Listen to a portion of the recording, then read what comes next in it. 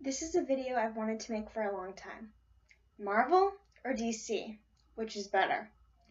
So the thing is, I grew up in a Marvel family, but I also grew up watching DC television shows. Like, I grew up watching Static Shock, um, watching Batman the Animated Series on DVD, occasional Justice League episodes. So Marvel, of course, it's, you know, all around. Of course, I'm going to be raised knowing these characters, but DC is like my childhood. So they're both have different parts that are so important to me. And Marvel has like my favorite superheroes, Iron Man, Daredevil, Nightcrawler. But DC has the best villains. I mean, oh gosh, when Harley Quinn was created for the Batman animated series by Paul Dini and with help from Bruce Timm, like, Paul Dini, you were amazing. She is an amazing villain. And Joker, oh, she just adds so much to the Joker character. It's fantastic. I mean, I feel like really a lot of the Batman villains are amazing for the DC universe. So, my problem here, though, is what I really don't like about DC is how many multiverses they have. It just makes it so hard to follow. I mean, granted, Marvel has them as two different alternate universes, but it feels like DC, they really capitalized on all the different multiverses for a very long time. It just makes it so hard to keep track of, like, what's canon, what's not. And DC's almost constantly reinventing themselves. The Golden Age, the Silver Age, the New 52, the Rebirth. The Silver Age was fantastic, though.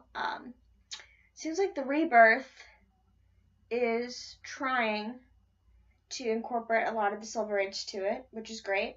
The New 52, I knew, annoyed a lot of people, myself included. I feel like they really damaged Harley Quinn. Her original origins, I think, were way better. Actually, the Rebirths in the New 52 were great for Aquaman, though. And I'm getting off topic. So, yeah. Now, here's another problem with DC that I really don't like. The Killing Joke. I mean, I'm sorry, I know there are people who love it, but giving Joker a backstory is a really bad idea, because you take a villain who does not have an origin, a backstory, who has this unknown mystery, it makes him so much scarier. You don't know why he is the way he is, what motivates him. So making him a man who had his wife and lost his family and was just kind of a crook and wannabe comedian, it makes him lose some of his edge. Just not even knowing his real name, that Joker, is just, he's this unknown, evil, insane presence, and he's terrifying, he's amazing, and at the same time, a badass. So, I mean, wow. So, it's really hard to choose which is better, and I know I don't seem very partial. I mean, I'm wearing a freaking Suicide Squad DC shirt, but there's so many things about Marvel, and there's so many different things about DC that makes them great. So, do you have to choose either or? It's hard. I mean, I guess at the end of the day, I'm gonna say I would rather go see a Marvel movie than a DC, because, to be honest, look at DC's track records.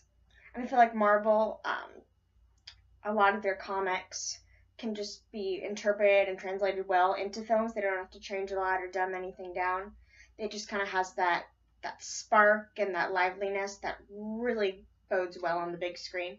Well, DC, they tried being very gritty in the comics for several years, and they've tried that in the movies, and that hasn't really worked out as well. But, hey, they're both great. So if you're a Marvel fan, or a DC fan, why choose? I mean, I'm kind of a DC fan too. So they're both great. Maybe you can like them both. You don't have to choose. Alright. This is the ramblings of a total comic nerd. Peace. My superhero peeps. Okay. If that hasn't already been, like, coined, Can I get like $1 every time somebody says that? Super beeps. Ching!